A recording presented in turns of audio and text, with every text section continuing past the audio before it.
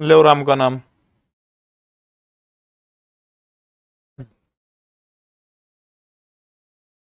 राम राम जी। आज की special class Haryana CET खातर होगी, जिसमें Haryana current affair, national current affair और बहुत सारे प्रश्न होंगे। देखो, सबसे पहला प्रश्न, हरियाणा में एयरफोर्स स्टेशन कहां पर है? एयरफोर्स स्टेशन का जिक्र है, हरियाणा का जिला रेवाड़ी है, या फिर पिंजौर है, या फिर चरखी दादरी के अंदर, या फिर अंबाला के अंदर। तो एयरफोर्स स्टेशन के बारे में पूछ रहा है कि कड़ा हरियाणा के अंदर जो है एयरफोर्स स्टेशन, इस चीज का जिक्र आप लोगों ने करना है। तो फटाफट कमेंट करके बताने का काम करेंगे। तो एयरफोर्स स्टेशन जो है हरियाणा के अंदर, अगर आप सैनिक हवाई अड्डा की बात करें तो सैनिक हवाई अड्डे हरियाणा प्रदेश के अंदर कितने हैं? तो सैनिक हवाई अड्डे हरियाणा के अंदर हैं 2। ठीक है, 2 हैं एयरफोर्स के स्टेशन। कौन से हो गए? एक तो हरियाणा का जिला सिरसा, ठीक है, सिरसा हो गया क्योंकि पाकिस्तान का नजदीक लगा। और दूसरा कौन सा बच गया? दूसरा बच गया अंबाला। यानी सिरसा और अंबाला जो है हरियाणा प्रदेश के अंदर 2 के हैं सैनिक हवाई अड्डे हैं। अगर मैं आपा नागरिक उड्डयन की बात करूं तो आपने 2-4 चीज याद रखनी है। भारत के अंदर सबसे पहले बात है साल 1927। साल 1927 के अंदर भारत के अंदर नागरिक उड्डयन विभाग की स्थापना हुई थी। ठीक है, नागरिक उड्डयन विभाग, नागरिक उड्डयन विभाग की स्थापना जो है कब हुई थी? तो याद रखना, साल 1927 के अंदर नागरिक उड्डयन विभाग की स्थापना हुई थी। इसके अलावा बात करूं तो 1987 के अंदर भारत सरकार के स्वामित्व वाली एक कंपनी थी जिसका नाम है पवन हंस लिमिटेड की स्थापना हुई थी। और पवन हंस को जो है अभी सरकार बेचने का काम कर रही है। ठीक है, तो याद रखना। तो एयरफोर्स स्टेशन कड़ा हो गया हरियाणा का। अंबाला जिला जो है, अंबाला जिले के अंदर क्या है? एयरफोर्स है। ठीक है, ये अंबाला जिले के अंदर क्या है? ये एयरफोर्स का स्टेशन है। ठीक है, ये चीज आपने ध्यान रखनी है। इसके बाद में आगे जब चला तो 2-3 चीजें आपने और याद रखनी है कि हरियाणा के अंदर जो है असैन्य हवाई अड्डे कितने हैं? ठीक है, असैनिक हवाई अड्डे पूछ रखे हरियाणा प्रदेश के अंदर कितने हैं, मतलब क्या है? सिविल हवाई अड्डे पूछ रखे हैं। तो पीछे किस माह था? शायद ही उसके अंदर आया था भाई, क्या बोले? अगर एसआई के अंदर आता तो याद रखना हरियाणा के अंदर असैनिक हवाई अड्डों की संख्या कितनी है? 6 है। ठीक है, कितनी है? हरियाणा के अंदर असैनिक हवाई अड्डे कौन से हैं? 6 है। तो आपने याद रखने हैं 6 कौन से? एक तो पिंजौर में हो गया, पिंजौर है, करनाल है, भिवानी है, हाँ जी बिल्कुल सही है। 4-10 सही जा रहे हैं, बिल्कुल सारे के सारे 6 है। ठीक है, हिसार है और नारनौल है। और छठा जो है वो कड़ा है जींद। जींद जो है, जींद के अंदर क्या है? प्रस्तावित है। और एचएसएससी ने जो है 6 ही मानने हैं। तो याद रखना अपना 6 वो है। 2 तो सैनिक हवाई अड्डे हो गए। ठीक है, सोनलाल राम राम भाई। 6 तो सैनिक, 6 तो हो गए असैनिक, 2 हो गए सैनिक। सैनिक कौन से हो गए? सिरसा और अंबाला। 1987 में पवन हंस लिमिटेड की स्थापना हुई थी। 1927 के अंदर नागरिक उड्डयन विभाग भारत के गठन हुआ था। 6 सैनिक असैनिक हवाई अड्डे हैं, पिंजौर, करनाल, भिवानी, हिसार, नारनौल और छठा जींद के अंदर क्या है? प्रस्तावित है। भारत के जो है नागरिक उड्डयन मंत्री कौन है? तो आपने याद रखना ज्योतिरादित्य सिंधिया जो है, जो मध्य प्रदेश से आए हैं। ज्योतिरादित्य सिंधिया भारत के क्या है? वो भारत के नागरिक उड्डयन मंत्री। और हरियाणा के नागरिक उड्डयन मंत्री कौन है? फटाफट मुझे कमेंट करके बताइएगी। क्लास 8 बजे शुरू है। हरियाणा के नागरिक उड्डयन मंत्री कौन है? फटाफट कमेंट करके बताओ भाई। तड़का 10 तारीख है, 10 तारीख को तड़का सुबह दिल्ली पुलिस का हेड कांस्टेबल का बैच शुरू होगा। पूरे के पूरी 299 रुपए फीस है। 9 मास्टर जो है टोटली लाइव पढ़ाने का काम करेंगे, जिसमें लाभ सिंह सर हैं, जोगेंद्र जी हैं, विवेक जी हैं, सोनू मैडम नई आई है बायोलॉजी की, बढ़िया पढ़ाओ है, हिस्ट्री के किंग, बहुत जादूगर टीचर है सारे के सारे। तो तड़का 10 मई को, 10 जून को सुबह 9 बजे हो जाएगा। ठीक है, तो लीसो ऐप के ऊपर आप देख सको। बिल्कुल, दुष्यंत चौटाला हरियाणा प्रदेश के क्या है? नागरिक उड्डयन मंत्री कौन है? दुष्यंत चौटाला जो है। देखने में किसी को कोई दिक्कत आ रही क्लास में? देखने में कोई दिक्कत तो नहीं आ रही किसी को भी?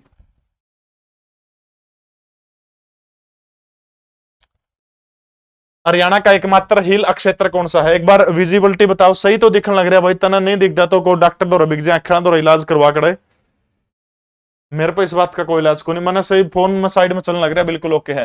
तो हरियाणा का एकमात्र हिल स्टेशन पूछ रहा है, तो कौन सा है? तो सीधी सी बात है, पंचकुला जो है हरियाणा प्रदेश का एकमात्र हिल स्टेशन है।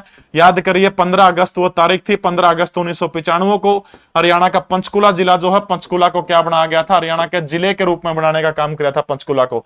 दूसरी चीज आपने याद रखनी है, पंचकुला जो है सबसे कम जनसंख्या वाला हरियाणा का जिला है। ठीक है, सबसे कम जनसंख्या वाला जिला कौन सा? हरियाणा का पंचकुला है। दूसरी महत्वपूर्ण चीज याद रखनी, सबसे कम ग्रामीण जनसंख्या वाला जिला कौन सा? हरियाणा का। तो सबसे कम ग्रामीण जनसंख्या वाला जिला भी हरियाणा का कौन सा है? तो पंचकुला जो है सबसे कम ग्रामीण जनसंख्या वाला हरियाणा प्रदेश का जिला है। ठीक है, बिल्कुल साइकिल सिटी आप कैस को इसको। दूसरी महत्वपूर्ण चीज याद रखनी आपने, हरियाणा प्रदेश का पहला जो चार्जिंग स्टेशन जो है सबसे ऊंचाई के ऊपर जो है वो इसी पंचकुला के अंदर लगा था। ऐसी मान्यता है कि जो मानसा से लेकर के नड्डा साहिब तक 5 नहरें बहा करती थी, उनके कुला मतलब नहर, 5 नहरों के नाम से इसका क्या लिया गया है, इसका नाम लेने का काम किया गया है। सर्वाधिक वन हरियाणा के अंदर कहां है, तो आपने याद रखना सबसे ज्यादा वन हरियाणा के पंचकुला जिला जो है, पंचकुला जिले में है, सबसे ज्यादा वन है। एक एसआई के अंदर एक पेपर आया था कि क्या पंचकुला भूकंप से पीड़ित जिला है, तो याद रखना आपने, क्योंकि हिमालय जो है, हिमालय की रेंज में शामिल होने के कारण पंचकुला जो है वो भूकंप से क्या है, पीड़ित है। भूकंप बहुत ज्यादा पंचकुला के अंदर आते हैं, ठीक है। दूसरी महत्वपूर्ण चीज आपने याद रखनी है, पंचकुला के अंदर एशिया का सबसे बड़ा कैक्टस गार्डन खड़ा है, तो आपने याद रखना है एशिया का सबसे बड़ा कैक्टस गार्डन भी इसी पंचकुला के अंदर है। एकमात्र हिल स्टेशन जो है, याद रखना आपने, मोरनी हिल है, एक रानी थी मोरनी, उसके नाम के ऊपर जो था ये नाम पड़ा था। हरियाणा कौशल विकास का संबंध किस विभाग से है, विभाग पूछ रखा है कि कौशल विकास जो है इसका संबंध हरियाणा के कौन से विभाग से है। याद करिए 2016 के अंदर हरियाणा जिले का एक कॉटन सिटी है, एक जिला कॉटन सिटी जिला है, जिसको आप किस नाम से जानते हैं, पलवल के नाम से जानते हैं। कपास जो हूं तो सिरसा के अंदर सबसे ज्यादा हुआ, लेकिन प्रश्न पूछ ले कि कपास का व्यापार हरियाणा के कौन से जिले में सर्वाधिक किया जाए, तो आपने याद रखना है पलवल के अंदर जो है सबसे ज्यादा कपास का व्यापार किया जाता है, इसलिए इसको कॉटन सिटी के रूप में आप जाना है। इसी पलवल के अंदर 2016 के अंदर भगवान विश्वकर्मा के नाम के ऊपर एक यूनिवर्सिटी बनाने का काम किया था, और वो कौन सी है, विश्वकर्मा कौशल विश्वविद्यालय, ठीक है। विश्वकर्मा कौशल विश्वविद्यालय हरियाणा के पलवल जिले का एक गांव है दुधेला, दुधेला गांव के अंदर 2016 के अंदर यह यूनिवर्सिटी बनी थी। इसके अंदर के है कौशल विकास को निखारने का काम किया जाएगा, और यह किससे संबंधित है, तो आपने याद रखना इसके अंदर तकनीकी शिक्षा देने का काम किया जाएगा कौशल के अंदर, ठीक है। लेकिन 2-3 चीजें आपने ध्यान रखनी, कौशल रोजगार निगम वो एक अलग फैक्टर, वो अलग सिस्टम है, वो ध्यान रखिए, वो न्यारा सौदा है। करण यूनिवर्सल, बहुत बहुत धन्यवाद बेटा। अंतरराष्ट्रीय सौर ऊर्जा का मुख्यालय कौन से नगर के अंदर स्थापित हुआ है, ये चीज आपने बतानी है। अंतरराष्ट्रीय सौर ऊर्जा का मुख्यालय कौन से नगर के अंदर, ये चीज आपने बतानी है। तो सौर ऊर्जा गुड़गांव है, पानीपत है, करनाल है, या फिर हरियाणा का फरीदाबाद जिला है, इस चीज को आपने बताने का काम करना है। तो वो तारीख थी 30 नवंबर 2015, ठीक है। 30 नवंबर 2015 को भारत के प्रधानमंत्री नरेंद्र मोदी, ठीक है, नरेंद्र मोदी जो है, नरेंद्र मोदी ने और दूसरे एक फ्रांस के राष्ट्रपति हुआ करते थे, इन दोनों ने मिलकर के, इन दोनों के सहयोग से फ्रांस के राष्ट्रपति फ्रांसवा जो थे, इन दोनों के सहयोग से अजय माथुर, देसी फुकरे शायद बदल दिए गए, एक बार फटाफट चेक करके बता, मैंने चेक करके बता फटाफट, ठीक है। फ्रांस के एक राष्ट्रपति है फ्रांसवा ओलाओ, ठीक है, नाम क्या है, फ्रांसवा ओलाओ, ठीक है, फ्रांसवा ओलाओ। इसके और भारत के प्रधानमंत्री नरेंद्र मोदी, इन दोनों ने 30 नवंबर 2015 को जो है किसकी स्थापना करने का काम किया था, तो 30 नवंबर 2015 को अंतरराष्ट्रीय सौर ऊर्जा गठबंधन जो है इसका क्या हुआ था, इसका गठन हुआ था, ठीक है। 2-3 चीजें आपने ध्यान रखनी है। इसके अंदर जो कौन से देश लिए गए हैं, तो याद रखना है कर्क रेखा और मकर रेखा, ठीक है। कर्क व मकर रेखा के बीच में आने वाले वर्तमान में 121 देश जो इसके क्या सदस्य हैं, और इसका हेडक्वार्टर हरियाणा के कौन से जिले के अंदर है, गुड़गांव जिले के अंदर है, गुड़गांव के अंदर है। तो एक सबसे महत्वपूर्ण चीज याद रखनी है, हरियाणा का पहला गुड़गांव ऐसा शहर है जिसके अंदर किसी भी इंटरनेशनल संगठन का मुख्यालय है, ठीक है। तो इंटरनेशनल संगठन का मुख्यालय हरियाणा का गुड़गांव पहला जिला है जिसके अंदर किसी भी इंटरनेशनल संगठन का मुख्यालय है, या हिंदुस्तान के अंदर पहला जो था गठबंधन, पहला जो था इस तरह का सिस्टम ये बना था, तो वो यानी जिसमें अंतरराष्ट्रीय संगठन का मुख्यालय बनाया गया था, तो याद रखना वो अंतरराष्ट्रीय सौर ऊर्जा गठबंधन का मुख्यालय जो था वो बनाया गया था। दूसरी महत्वपूर्ण चीज आपने याद रखनी है इसकी, कि इसका जो पहला सम्मेलन जो था वो कहां पर हुआ था, तो पहला सम्मेलन जो था वो कहां पर हुआ था, दिल्ली के अंदर हुआ था, इंटरनेशनल सोलर अलायंस का मुख्यालय। और अभी शायद AK माथुर का स्थान RK सिंह जो है उन्होंने लेने का काम कर लिया है, ठीक है। RK सिंह शायद उन्होंने लेने का काम कर लिया, एक बार चेक कर लियो, शायद मेरे को ध्यान आओ कि मैंने कड़े पढ़ा था कि RK सिंह जो है वो सोलर अलायंस के अध्यक्ष चुने गए हैं। एक बार चेक करके देखना, RK सिंह बस सर्च करोगे आप आ जाओगा, जहां तक मेरे को ध्यान आओ तो RK सिंह मैंने इसका क्या लगा है, मुख्य वो लगा है, ठीक है। तो 30 नवंबर 2015 को जो इसका गठन हुआ था, नरेंद्र मोदी और फ्रांस के राष्ट्रपति फ्रांस ओलावा, और दिल्ली के अंदर पहला सम्मेलन हुआ था, ठीक है। ये चीज आपने याद रखनी है, गुड़गांव के अंदर इसका क्या है, हेडक्वार्टर है। कौन व्यक्ति हाल ही में संघ लोक सेवा आयोग के नए अध्यक्ष बने हैं, संघ जो है UPSC जो है, ठीक है, UPSC के नए अध्यक्ष पूछ रहे क्या है, कौन बने हैं। तो महत्वपूर्ण चीज आपने याद रखनी है, भारत के अंदर अक्टूबर 1926 वो साल था जब UPSC की स्थापना करी गई थी, ठीक है, अक्टूबर 1926 यूपीएससी की स्थापना करने का काम किया गया था। लेकिन जब हिंदुस्तान आजाद हो जाता है तो आजादी के बाद इसको एक संवैधानिक निकाय बना दिया जाता है। और यूपीएससी जो है, याद रखना आपने, तारीख थी 26 अक्टूबर 1950 को यूपीएससी का गठन संविधान के अनुच्छेद 315 के तहत हुआ था। 315 और 323 के अंतर्गत किसका जिक्र है? यूपीएससी का जिक्र है। अनुच्छेद 315 के बाद कहता है कि भारत संघ के लिए और प्रत्येक राज्य के लिए एक क्या होना चाहिए? एक संघ होना चाहिए, पब्लिक सर्विस कमीशन होना चाहिए। ये चीज आपने ध्यान रखनी है, ठीक है। तो इसके नए अध्यक्ष किसको बनाएगा? डॉक्टर मनोज सोनी, डॉक्टर निर्मल राठौड़, शुभम साहू या फिर डॉक्टर महेश दत्ता? बिल्कुल सही है, ए उत्तर बिल्कुल सही है। डॉक्टर मनोज सोनी जो है वो हाल ही में यूपीएससी के क्या बनाए गए हैं? नए अध्यक्ष बनाए गए हैं। 26 अक्टूबर आपने याद रखना, 26 अक्टूबर 1926 को भारत में यूपीएससी की जो थी क्या हुई थी? स्थापना हुई थी। हाँ, यूपीएससी के लिए सीट जो होती है उनको निकालने का अधिकार किसके पास होता है? तो राज्यसभा के पास होता है। संविधान के अनुच्छेद 312 के तहत जो है ये काम करती है, ठीक है भाई। आपने बहुत कमेंट कर लिए, क्लास 7 बजे कर दो बेटा। 1 लाख खातर कैसे 7 बजे करूंगा क्लास? पंडित नेकीराम शर्मा ने अपनी राष्ट्रवादी गतिविधियों को हरियाणा के कौन से जिले के अंदर नियंत्रित करने का काम किया था? जिला भिवानी है, जिला रोहतक है, जिला हिसार है या फिर जिला अंबाला है? मुझे तो संपूर्ण भारत की भूमि चाहिए। बिल्कुल आनंद बांगड़ आप सही कह रहे हैं। कॉर्नवालिस जो है वो यूपीएससी के पिता आप कह सकते हो। भारतीय जो लोक सेवा आयोग जो इसके पिता कॉर्नवालिस को हम लोग कह सकते हैं। 21 अप्रैल 1793 वो तारीख थी जब इन्होंने भारतीय के अंदर सिविल सेवा का पदार्पण करने का काम किया था। लेकिन शायद इतनी तो हमारे अंदर विवेचना, इतना विवेक तो होना चाहिए कि इस कॉर्नवालिस जैसे लोगों के नाम के आगे लॉर्ड शब्द का प्रयोग हमें नहीं करना चाहिए। ये लोग लुटेरे थे, ये लोग इस देश को लूटने का काम किया था। तो लॉर्ड शब्द जो है इनके सामने बिल्कुल भी ये नाम शोभा नहीं देता। मैं बार बार जिक्र कर चुका हूं, एक दुष्ट व्यक्ति हुआ करता था डलहौजी नाम का व्यक्ति, जो हिंदुस्तान का शासक रहा डलहौजी। और इस डलहौजी जो है, डलहौजी अपनी डायरी के अंदर खुद एक किताब लिखने का काम करता है। उस किताब के अंदर डलहौजी खुद इस बात को कहता है कि मैंने हिंदुस्तान के अंदर लगभग अपनी कार्यकाल के दौरान 1000 महिलाओं की अस्मिता लूटने का काम किया है। और बड़े दुर्भाग्य मेरे देश का यह कि उसी डलहौजी के नाम पर आज भी हिमाचल प्रदेश के अंदर गांव है, रोडों के नाम डलहौजी के नाम के ऊपर है।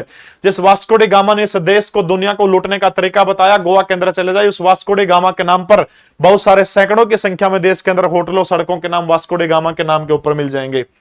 अभिमन्यु एसएस को ब्लॉक कर दिया जाए, इसको देख नहीं रहा भाई, इसको ब्लॉक कर दिया जाए, ठीक है। तो जिला भिवानी जो था उनकी गतिविधियों का केंद्र कौन सा था? जिला भिवानी जो था इनकी गतिविधियों का केंद्र था। और इनको हरियाणा केसरी के नाम से जो है जाना जाता, ठीक है। हरियाणा केसरी, हरियाणा केसरी के नाम से किसको जाना जाता है? तो नेकीराम शर्मा को हरियाणा केसरी के नाम से जाना जाता है। रोशनलाल बहुत बहुत धन्यवाद आपका।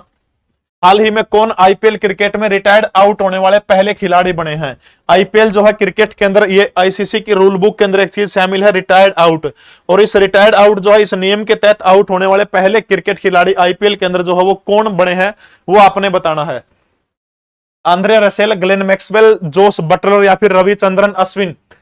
ये मामला क्या है तो आपने ध्यान रखना है। तो आउट होने वाले खिलाड़ी के सिस्टम वो है, मतलब जब अंपायर तब बिना पूछे और जो विपक्ष टीम का कैप्टन होता है उस तब बिना पूछे बल्लेबाज जो है बाहर निकल जाता है तो उसको रिटायर्ड आउट करार दिया जाता है। तो ऐसी पहली घटना हुई है आईपीएल के इतिहास के अंदर। और व्यक्ति कौन है? रविचंद्रन अश्विन जो थे, रविचंद्रन अश्विन मैदान से बाहर बिना किसी को कुछ बताए चले गए। और इसलिए आईपीएल में रिटायर्ड आउट होने वाले पहले खिलाड़ी कौन बने हैं? तो आपने याद रखना है, रविचंद्र अश्विन जो है रिटायर्ड होने वाले पहले खिलाड़ी बने हैं।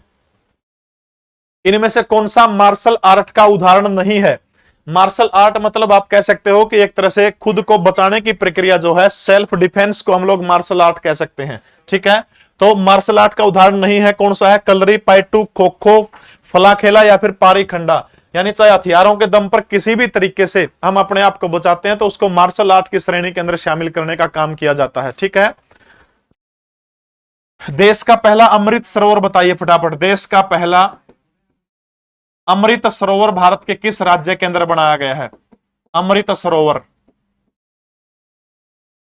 अभी हाल ही में प्रधानमंत्री संग्रहालय का उद्घाटन किया गया है। तो भारत के कौन से राज्य के अंदर प्रधानमंत्री संग्रहालय बनाने का काम किया गया? पीडीएफ जीके परवीन उड़ान टेलीग्राम के ऊपर दे दूंगा, बिल्कुल मिल जाओगे। अपना बड़ा चिंता टेंशन लेने की थोड़ी सी भी आंट नहीं, ठीक है।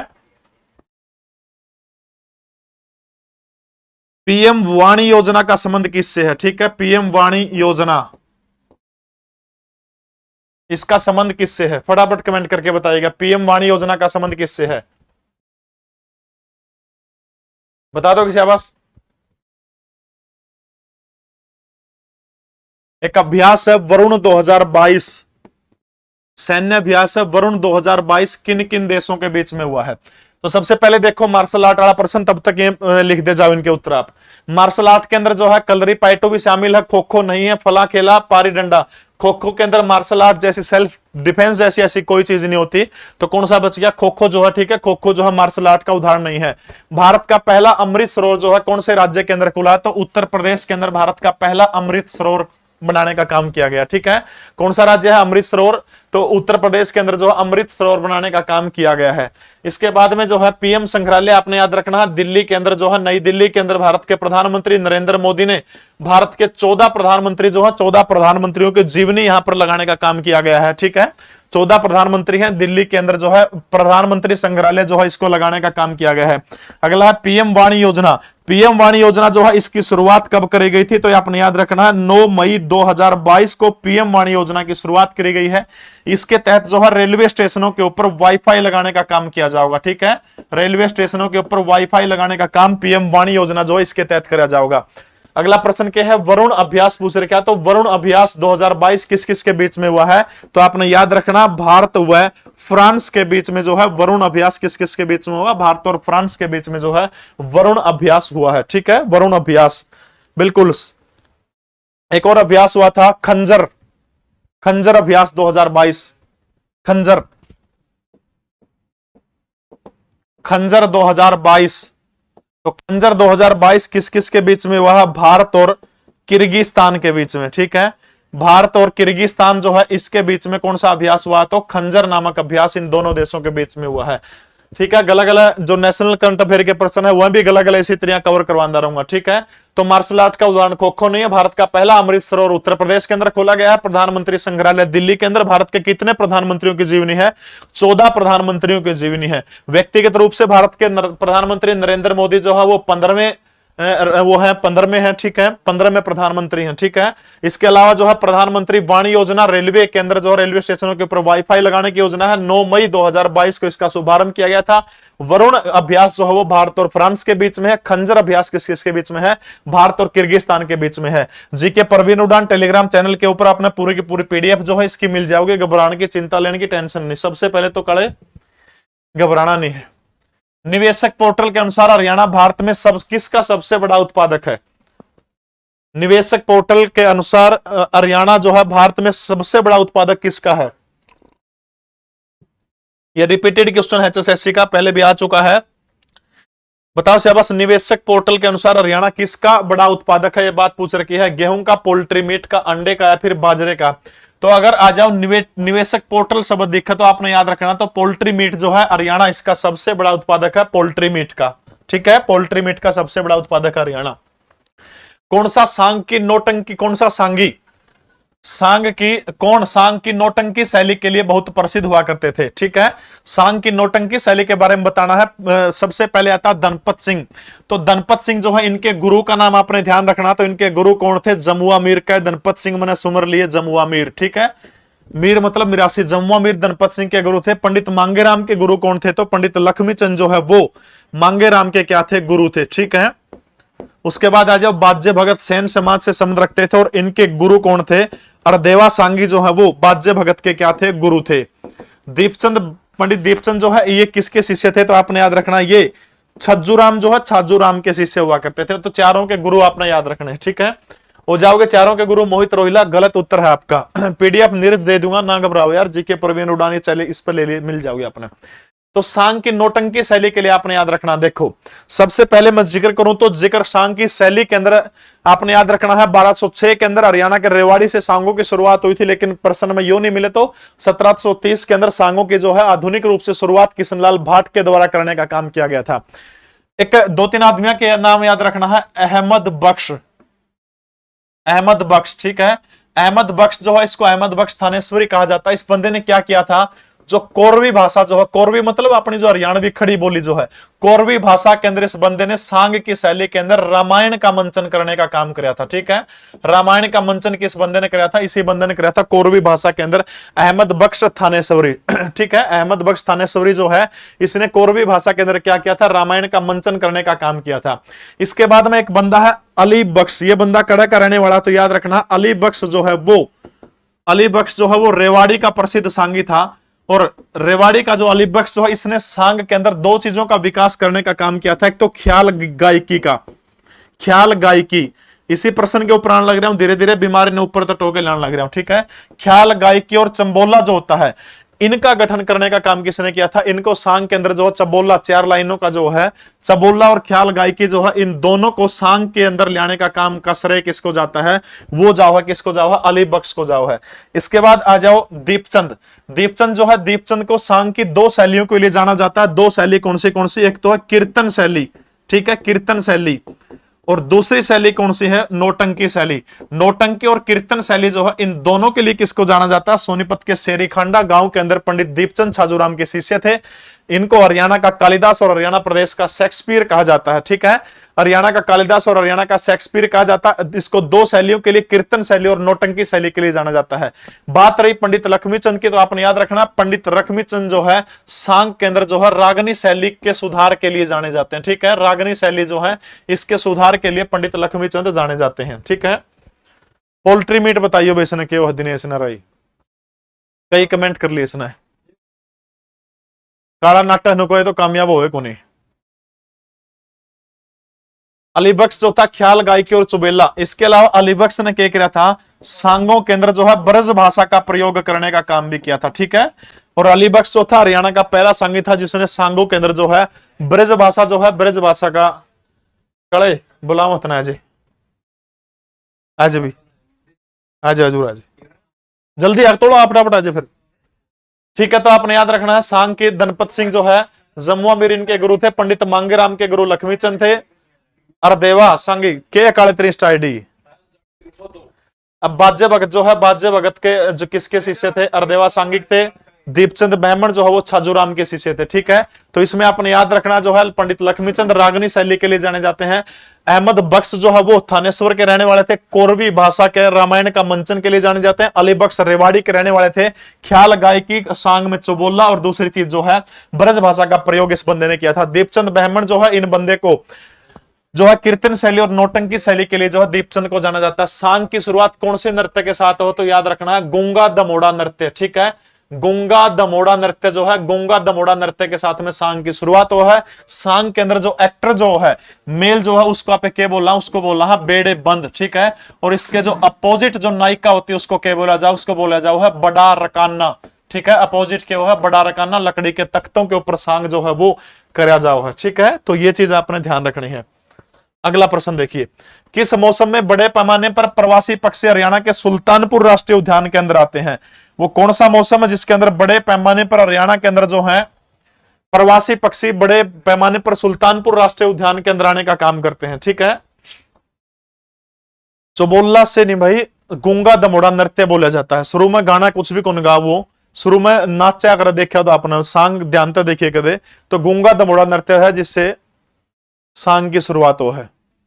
ठीक है, अगला प्रश्न देखिए भाई, किस मौसम में बड़े पैमाने पर प्रवासी पक्षी सुल्तानपुर राष्ट्रीय उद्यान जो है इसके अंदर आने का काम करते हैं? ठीक है, सुल्तानपुर राष्ट्रीय उद्यान जो है गुड़गांव से फर्रुखनगर रोड जो है, ठीक है, गुरुग्राम से फर्रुखनगर रोड, गुरुग्राम से फर्रुखनगर रोड जो है, फर्रुखनगर रोड जो है गुड़गांव से फर्रुखनगर रोड के ऊपर शामिल है। ठीक है, डॉक्टर सलीम अली का नाम आपने सुना होगा। ठीक है, डॉक्टर सलीम अली,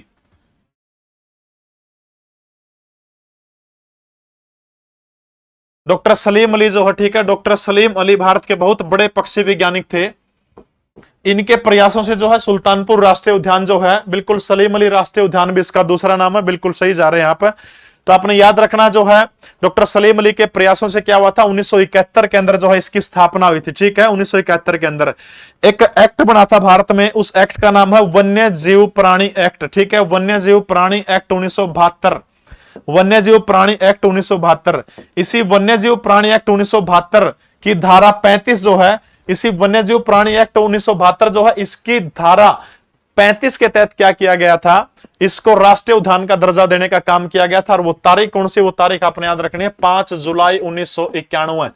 5 जुलाई 1991 जो है, 1991 को भारतीय वन्यजीव प्राणी एक्ट 1972 जो है, इसकी धारा 35 के तहत जो है 5 जुलाई 1991 को इसको किसका दर्जा देने का काम किया था, तो आपने याद रखना राष्ट्रीय उद्यान जो है, राष्ट्रीय उद्यान का दर्जा देने का काम किया था। एक प्रश्न पूछा था कि हरियाणा का प्रमुख इको पार्क कौन सा है, तो याद रखना है ये जो है हरियाणा का सबसे प्रमुख जो है इको पार्क जो है कौन सा है, तो सुल्तानपुर राष्ट्रीय उद्यान जो है हरियाणा प्रदेश का सबसे प्रमुख वो है। जाड्यांग टेम वो है, जाड्यांग टेम पूरा प्रवासी पक्षी सबसे ज्यादा वो है, तो याद रखना है साइबेरियन सारस के लिए जाना जाता है ये, ठीक है। किस खातर जाना जाओ है, साइबेरियन सारस जो है, साइबेरियन सारस खातर सुल्तानपुर पक्षी विहार जाना जाओ है। तो जाड्यांग टेम जो है सर्दियों के मौसम के अंदर जो है क्या हुआ है सबसे ज्यादा, ठीक है, सबसे ज्यादा वो है जाड्यांग टेम पे। तो 2-3 चीज याद रखनी है, ठीक है, याद हो जाएगा भाई। मारा तो सारे दारू पी के सांग करे, तो दारू पी के सांग करना कोई बड़ी चीज नहीं है। दादा लक्ष्मी चंद आपने देखा होगा 927 रागनी का टोटल जिंदगी के अंदर, और दारू पी के स्टेज के ऊपर चढ़ा करता। मां सरस्वती का ऐसा वरदान था, उससे पहले कुछ नहीं आया करता, स्टेज पर चढ़ने के बाद में सारी चीजें याद आया करती,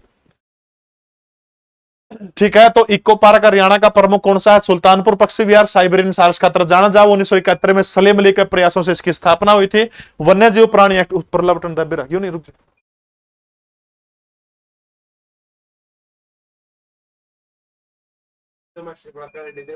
भाई, 1 मिनट रुक जाओ बस।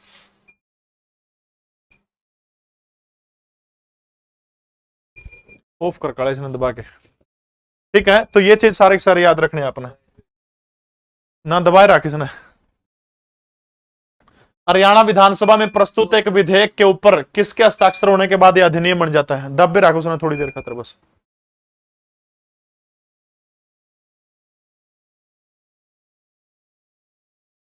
हरियाणा विधानसभा में प्रस्तुत के ऊपर वो बन जाओ, ठीक है। फटाफट बताओ, जो मैं 1 मिनट इन्वेटर न संभाला हूं, सिटी मार है।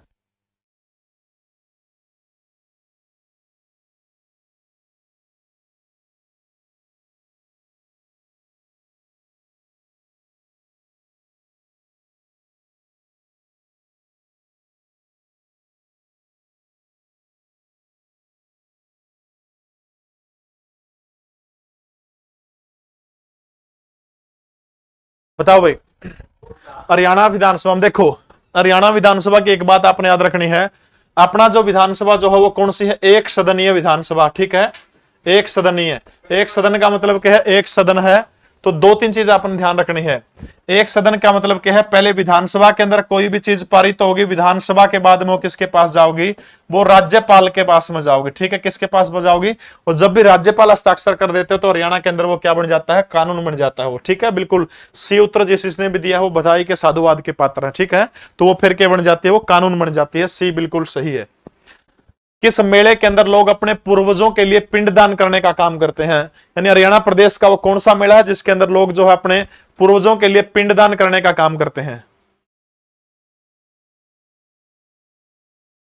सूर्य ग्रहण मेला, मानसा देवी मेला, सूरजकुंड मेला, या फिर पिहेवा मेला, कौन सा मेला जो है जिसके अंदर वो सारे के सारे जुड़ते हैं। सूर्य ग्रहण मेला देखो कड़ा लागा, तो आपने याद रखना है मेला कड़ा लागा है, ब्रह्म सरोवर जो है, ब्रह्म सरोवर के ऊपर जो है सूर्य ग्रहण मेला जो लगा है।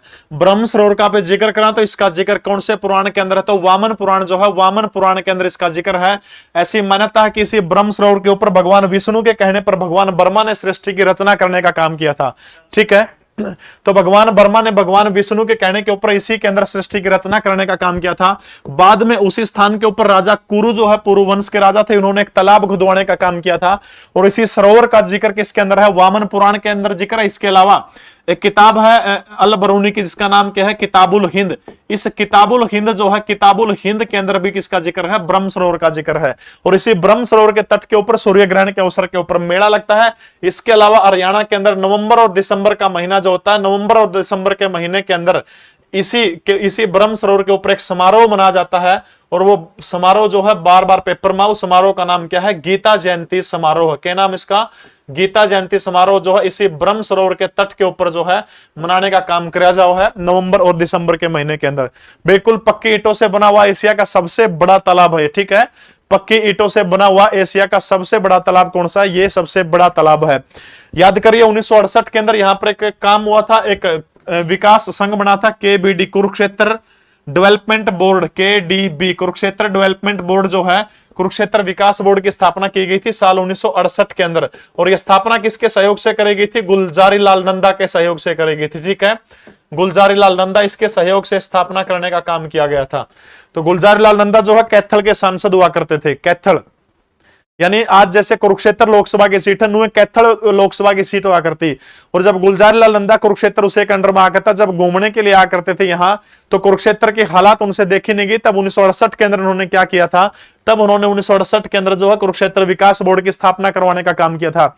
ऐसे राष्ट्र के महान नेताओं की हमें जरूरत है। गुलजार लाल नंदा की बेटी थी, कुरुक्षेत्र यूनिवर्सिटी के अंदर फार्म भरने के लिए चली गई, और जब फार्म भरने के लिए वो गई तो गुलजारी लाल नंदा की जो सरकारी गाड़ी जो थी, सरकारी गाड़ी का प्रयोग कर लिया। जब वापस आई तो तब उनको डांटने का काम किया और कहा कि जितना तेल आपने कंज्यूम किया है कुरुक्षेत्र निश्चित तक आने जाने का, वो तेल पेट्रोल पंप पे जाके भरवाइए अपने पैसे से, क्योंकि ये गाड़ी भारत सरकार के मंत्री को मिली है, न कि किसी की बेटी को मिली है। आज तन मेरा सारा सौदा लूट के खाए जहां जाए मंत्री तो। ठीक है, तो कुरुक्षेत्र विकास बोर्ड की स्थापना 1968 के अंदर गुलजार लाल नंदा के प्रयासों से हुई थी। इसके अध्यक्ष कौन है? तो इसके अध्यक्ष जो है प्रीति। तो इसके अध्यक्ष जो है कौन है? तो आपने याद रखना, इसके अध्यक्ष हैं हरियाणा प्रदेश के राज्यपाल जो होते हैं, वो इसके क्या होते हैं? इसके अध्यक्ष होते हैं। ठीक है, ये चीज आपने याद रखनी है।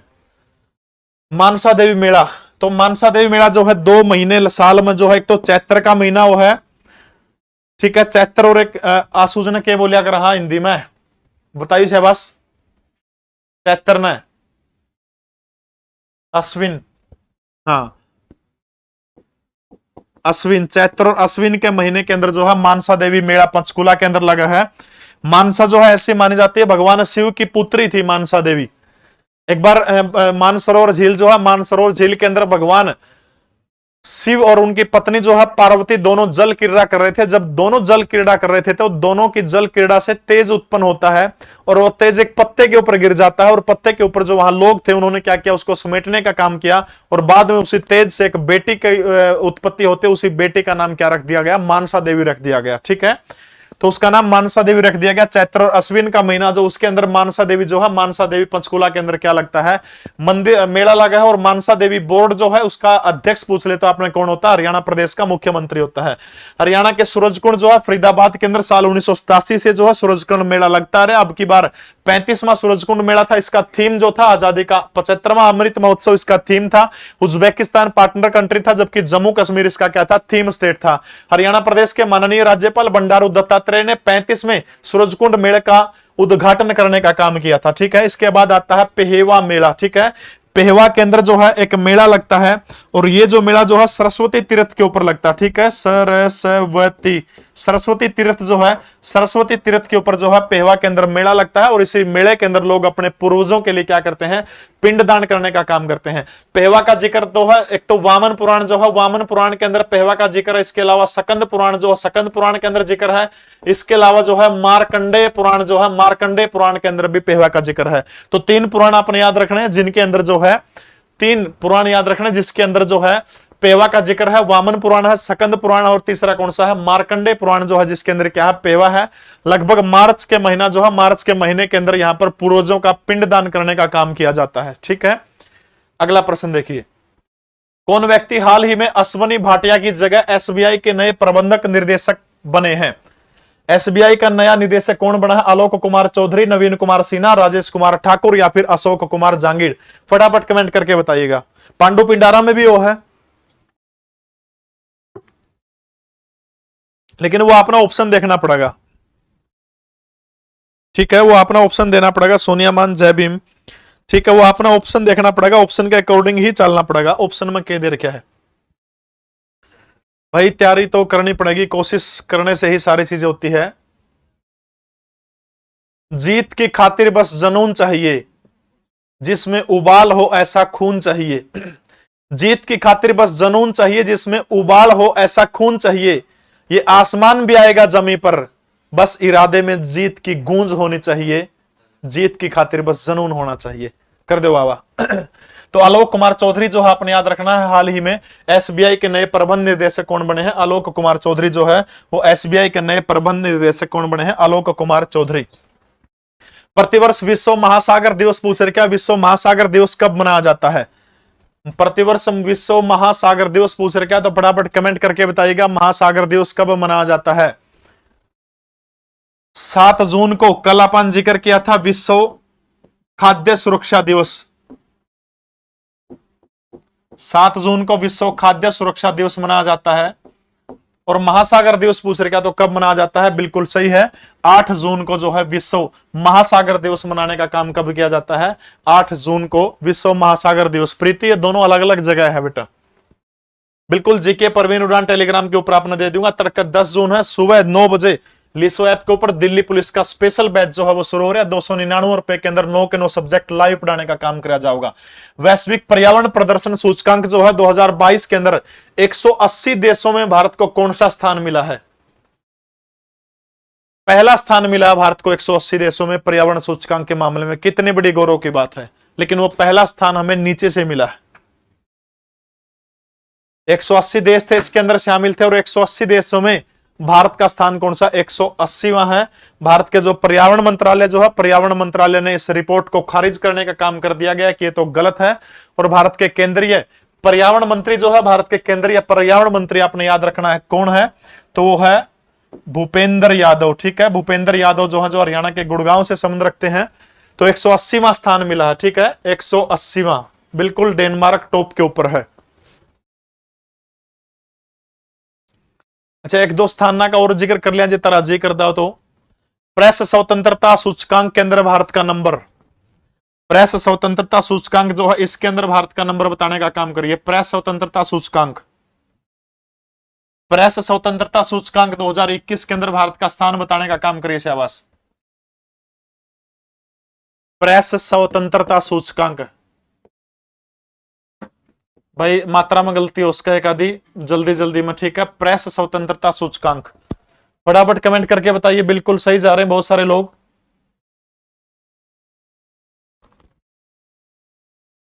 लोकतंत्र सूचकांक 2021,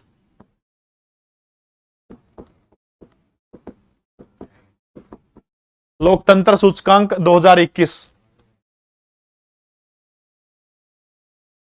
वैश्विक भूखमरी सूचकांक, वैश्विक भूखमरी सूचकांक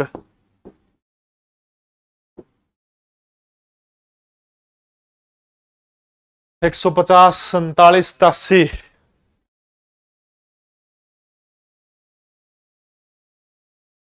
विश्व हैप्पीनेस सूचकांक,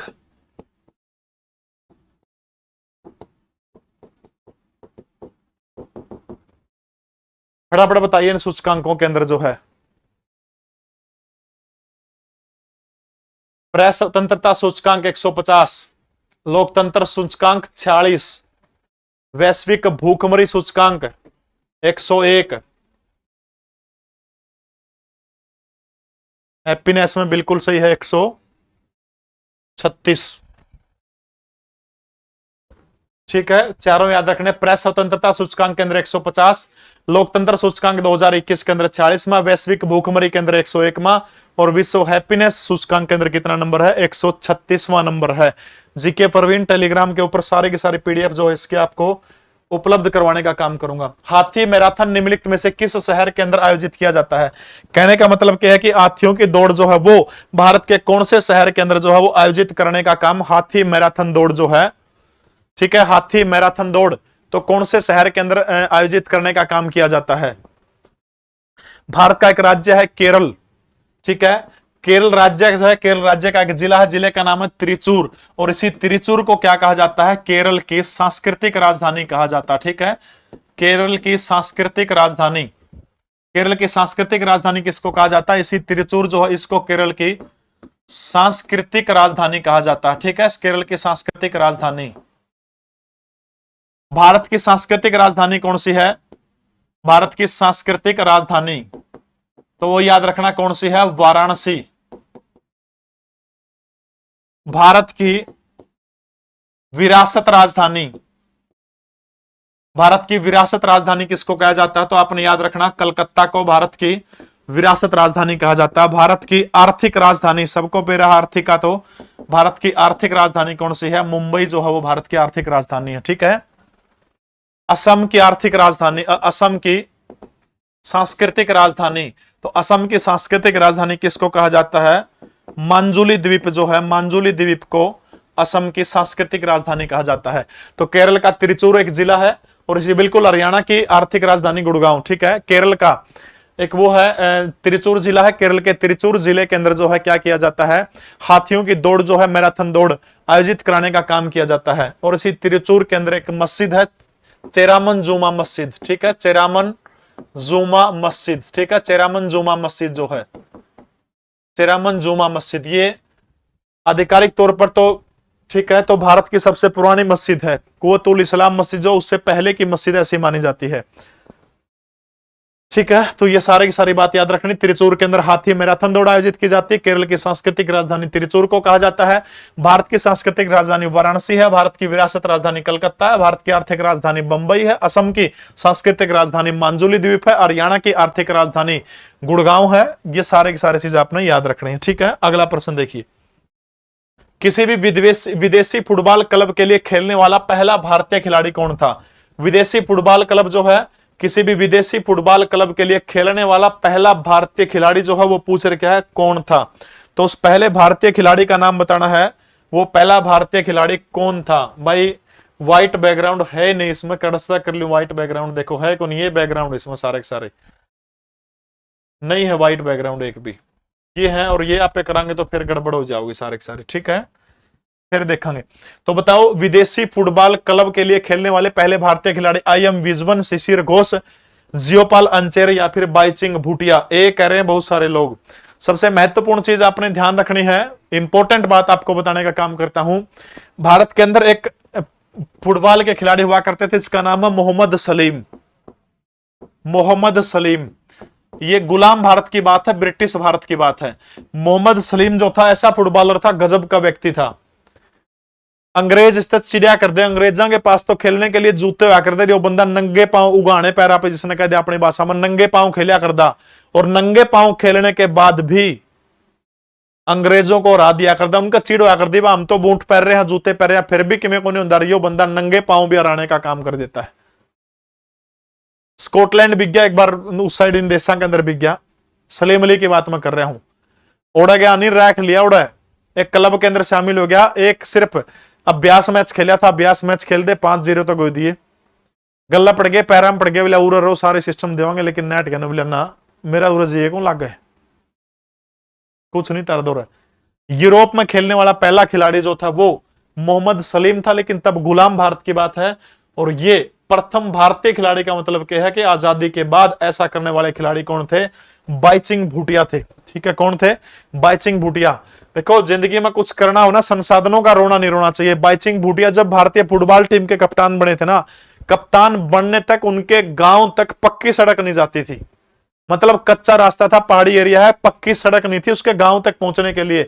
नंगे पांव तक ये खिलाड़ी खेलने का काम किया है। और 1999 के अंदर इंग्लिश जो है, इंग्लैंड का एक बरी नाम का काउंटी क्लब हुआ करता था, उसके अंदर ये बंदा खेलने वाला भारत का पहला खिलाड़ी बना था। जहां दोस्तों एक चीज हमेशा याद रखिएगा, जहां कोशिशों की ऊंचाई अधिक होती है ना, वहां पर नसीबों को भी झुकना पड़ता है। बस नसीबों को मत कोसना, और जिंदगी में कोशिशों को ऊंचाई तक लेके जाना। समझ रहे हैं मेरी बात को? तो बाईचिंग भूटिया जो है किसी भी विदेशी क्लब के लिए खेलने वाले भारत के पहले खिलाड़ी थे।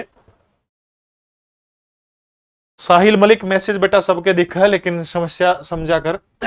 डेविस कप की शुरुआत कब हुई थी? 1877, 1900, 1971 या फिर 1891 के अंदर डेविस कप की।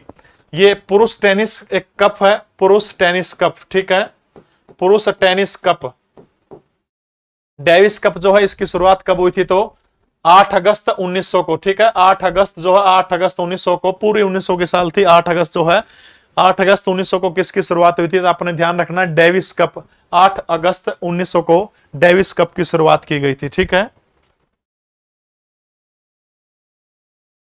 एशियन ब्राउन क्लाउड शब्द किसके साथ जुड़ा हुआ है? बहुत गजब का प्रश्न है। एशियन ब्राउन क्लाउड जो है किसके साथ जुड़ा हुआ है, बताइए शाबाश। ट्रैफिक जाम के साथ, जनसंख्या वृद्धि के साथ में, वायु प्रदूषण के साथ में, मिट्टी के आकर्षण के साथ में। फटाफट बताने का काम करिएगा इस प्रश्न को,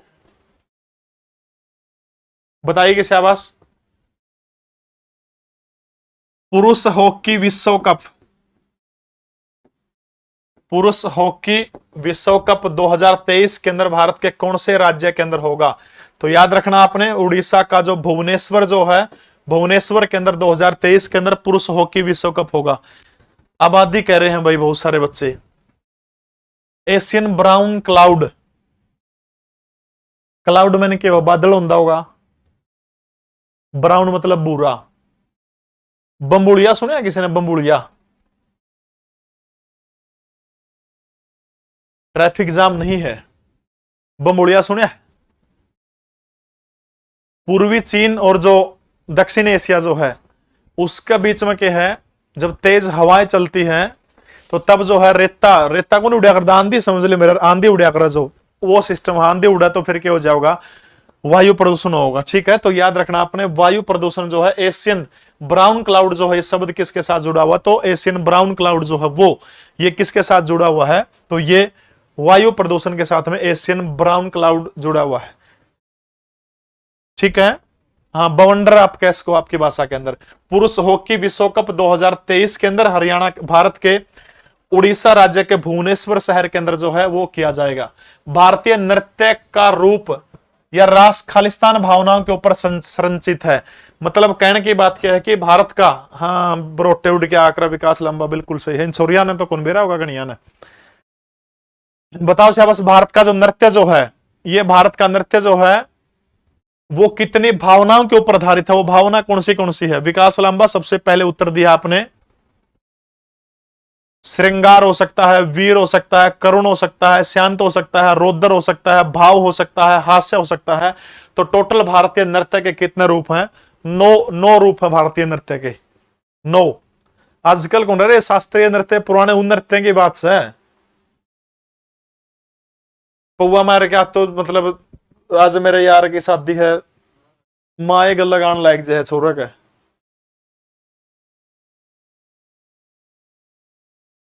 बूंडा काम हो रहा जमा, बोला पाइया पीतल तैर देंगे रा के बरा गिलास गला गंठे चिर दे अगर चक्को भी नो, बोला पाइया पीतल तैर देंगे, ऐसा खोटा काम हो रहा है।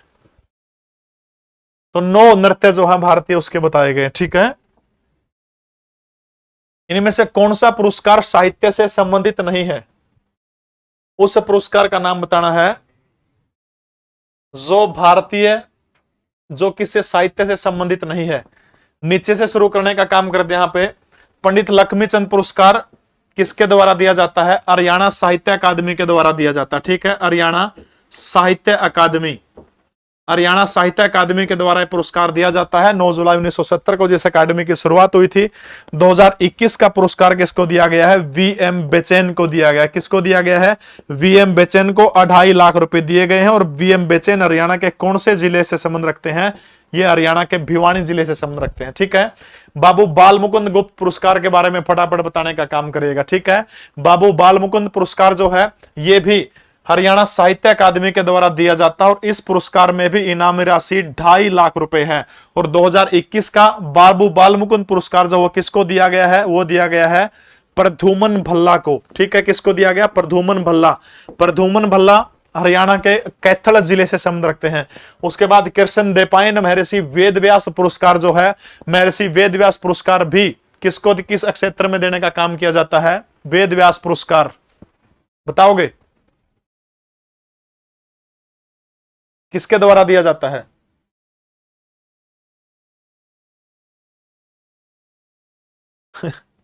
एक तोतरू नुका सर जी या रिकॉर्डिंग क्लास है जे मेरे दोहरा होंदा तो तने मुर्गा बना दिंदा, मुर्गी बना दिंदा। 8:58 हो चुके हैं।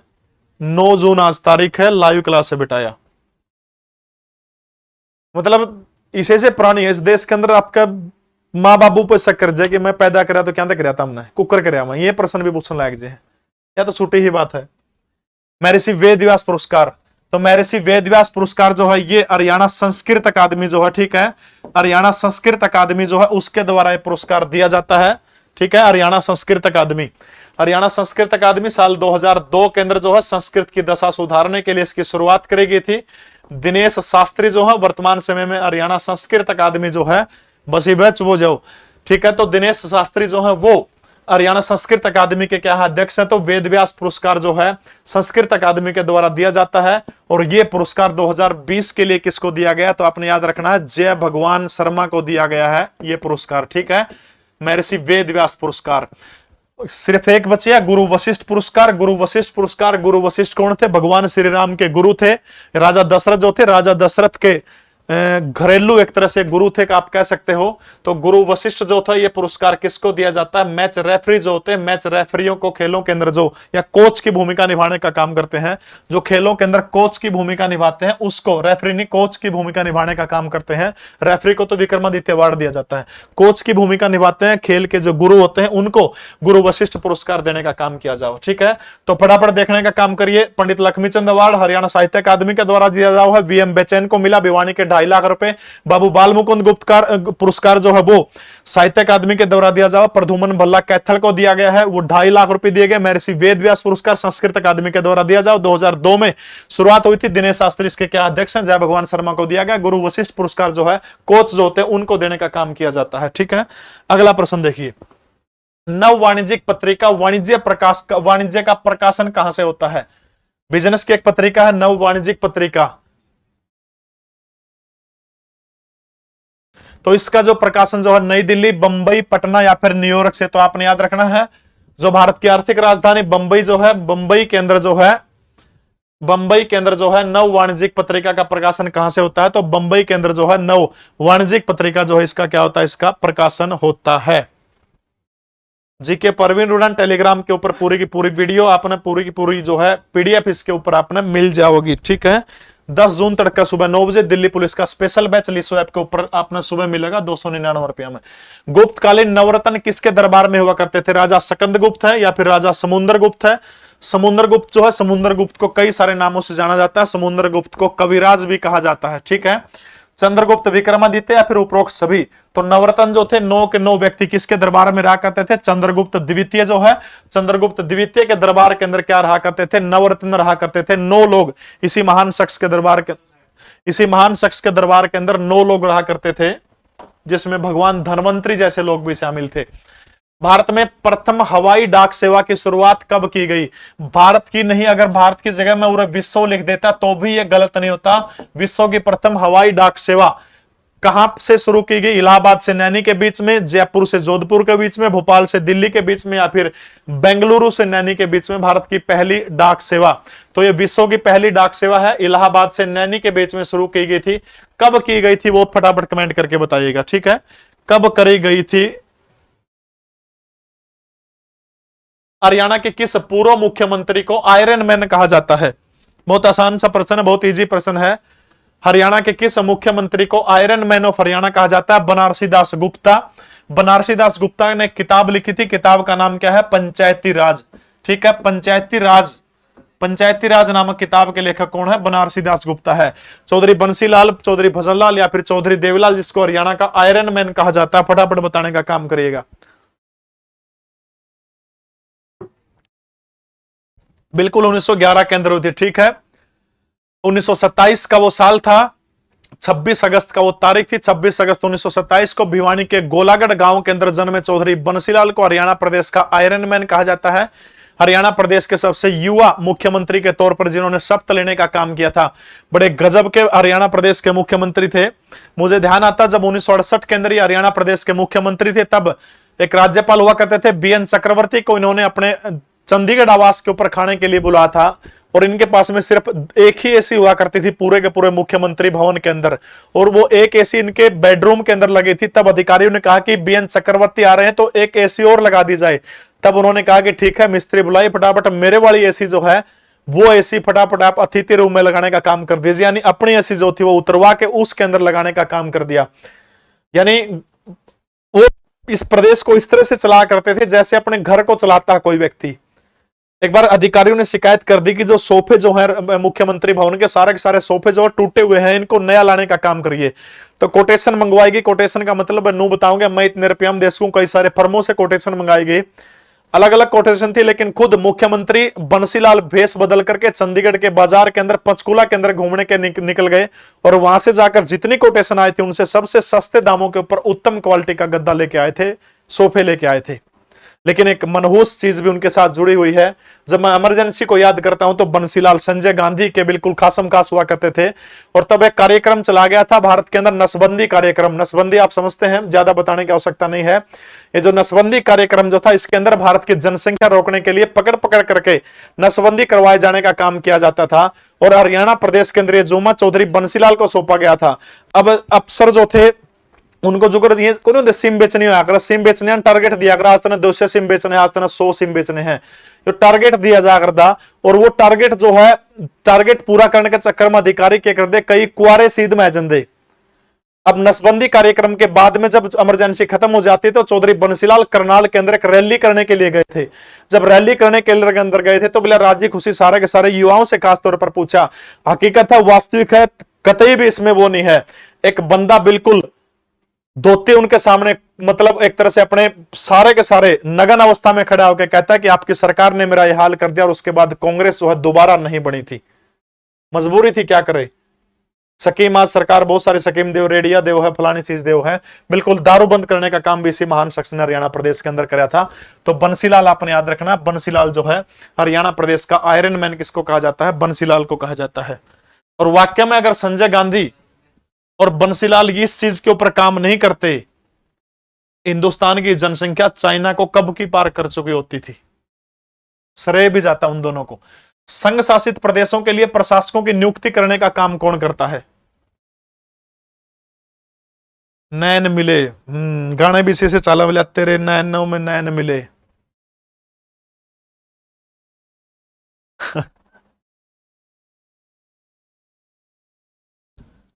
देखो भाई, संघ शासित प्रदेशों के लिए प्रशासकों की नियुक्ति करने का काम कौन करता है? तो भारत का राष्ट्रपति जो होता है वो संघ शासित प्रदेशों के अंदर जो है नियुक्ति करने का काम करता है। चंद्रावल फिल्म से अपने कैरियर की शुरुआत करने वाले किस हरियाणवी अभिनेता का हाल ही के अंदर निधन हो गया? हवा सिंह, जगत सिंह जाखड़, या फिर दरियाव सिंह मलिक, या फिर रूंडा खूंडा? तो चंद्रावल फिल्म जो है, चंद्रावल फिल्म से शुरुआत करने वाले व्यक्ति थे जो अपने करियर की बाद में भारत के राष्ट्रपति एपीजे अब्दुल कलाम ने भी उनको सम्मानित करने का काम किया था।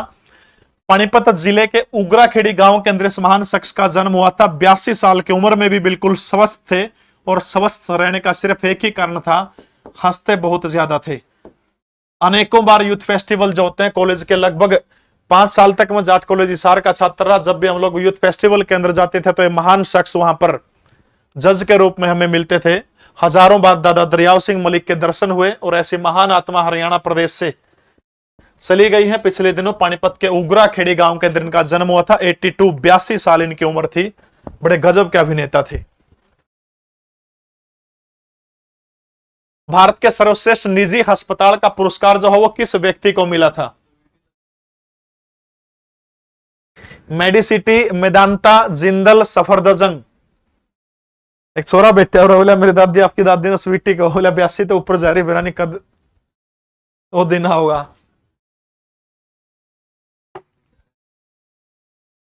बिल्कुल, मेडिसिटी, मेदांता, जिंदल, सफदरजंग। तो भारत का सर्वश्रेष्ठ निजी हॉस्पिटल किसको चुना गया है? मेदांता को चुना गया है। देखो, जितने भी बड़े आदमी होंगे, जितने भी नेता होंगे, सबसे सर्वश्रेष्ठ हॉस्पिटल तीसरी बार मेदांता चुना गया है। जो भी नेता होगा नहीं, बीमार होकर मरेगा नहीं, आखिरी टाइम तक नु देख लियो, मेदांता में जो सा नेता गया वो मर के बाहर लिखड़ेगा, बिरा नहीं केस ठीक से मेदांता में, क्योंकि सर्वश्रेष्ठ हो गया। आखिरी टाइम पर मर्द तड़े मारेंगे मेदांता के, मेदांता में लगभग मर के बाहर लिखड़ेंगे जमा। ठीक है, तो याद रखना, मेदांता भारत का सर्वश्रेष्ठ निजी हॉस्पिटल जो है किसको चुना गया है? मेदांता को चुनने का काम किया गया है अभी हाल ही में। हो जाओगा ध्यान में सारा। भारत का सर्वश्रेष्ठ निजी बैंक कौन सा चुना गया है? बताइए शाबाश, सर्वश्रेष्ठ निजी बैंक भारत का।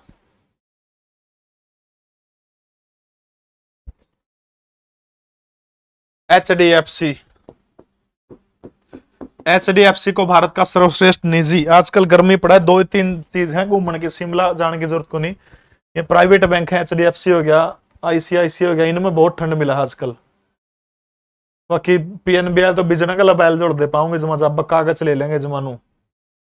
तो HDFC सर्वश्रेष्ठ भारत का निजी बैंक चुना गया है। राष्ट्रीय जल पुरस्कार 2022 किसको दिया गया है, फटाफट बताओ। राष्ट्रीय जल पुरस्कार 2022, राष्ट्रीय जल पुरस्कार 2022 किसको दिया गया है? एक और पुरस्कार है नेताजी सुभाष चंद्र बोस, नेताजी सुभाष चंद्र बोस आपदा प्रबंधन पुरस्कार, ये 2021 का किस व्यक्ति को मिला है? दोनों चीज बताने हैं शाबाश। यूपी के लिख दिया। राष्ट्रीय जल पुरस्कार राज्य को नहीं मिला है, यह मिला माता वैष्णो देवी श्राइन बोर्ड को, माता वैष्णो देवी श्राइन बोर्ड।